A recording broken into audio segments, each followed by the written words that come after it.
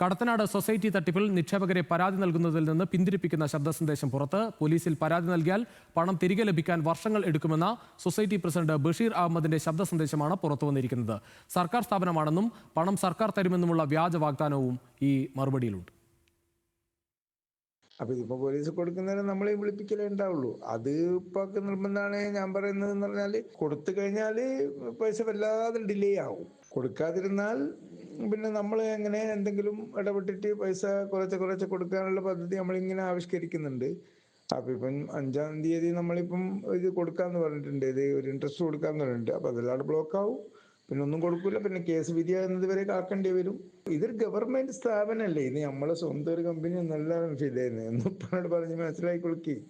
ഇത് അവസാനം എന്താ ഉണ്ടാകുന്ന വെച്ചാൽ ഗവൺമെന്റ് ഏറ്റെടുക്കലാണ് ഉണ്ടാകുക. പയ്യോളി അയനിക്കാട് സ്വദേശി അൻവർ ഹുസൈനും കുടുംബത്തിനുമാണ് 14 ലക്ഷത്തിലേറെ രൂപ സൊസൈറ്റിയിൽ നിന്ന് ലഭിക്കാനുള്ളത്. ആകാശ് തടത്തിൽ ചേരുകയാണ് കൂടുതൽ വിവരങ്ങളുമായി കോഴിക്കോട് നിന്ന്. ആകാശ്, ഇത് ഒരാളുടെ മരണം ഉണ്ടായി, അതിനുശേഷവും ഇത്തരത്തിൽ ചിരിച്ചുകൊണ്ടാണ് പറയുന്നത്, പക്ഷെ അതൊരു ഭീഷണിയാണ്.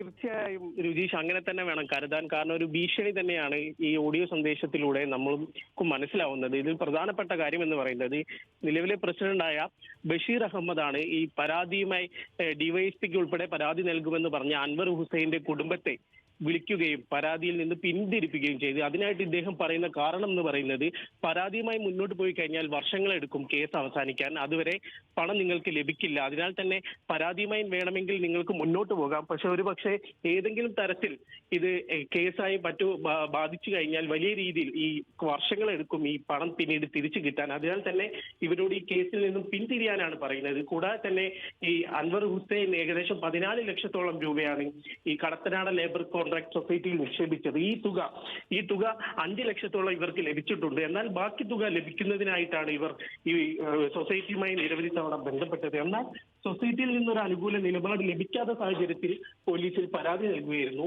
ഏകദേശം 15 ലക്ഷം രൂപയാണ് നിക്ഷേപിച്ചത്. ഇവരുടെ മകളായ ഫാത്തിമ സിതയുടെ പേരിലും ഇവിടെ നിക്ഷേപം നടത്തിയിട്ടുണ്ട്. ഇതിനെതിരെ പരാതിയുമായി രംഗത്ത് വന്നു കഴിഞ്ഞാൽ വർഷങ്ങളെടുക്കും ഈ പരാതി തീരാൻ, നിങ്ങളുടെ പണം ലഭിക്കാൻ. പുതിയ സർക്കാർ അധികാരത്തിൽ വന്നാൽ മാർച്ച് മാസത്തോടുകൂടി. ശരി ആകാശം, എന്തായാലും കടത്തനാട് സൊസൈറ്റി എന്തായാലും ഇത്രയും ആളുകളെ ഈ തരത്തിൽ വഞ്ചിച്ചിട്ടുണ്ട്. പക്ഷേ ഇപ്പോഴും അതിനെ സംബന്ധിച്ച് പരാതി നൽകിയ ആളുകളെ ഭീഷണിപ്പെടുത്തുകയാണ്.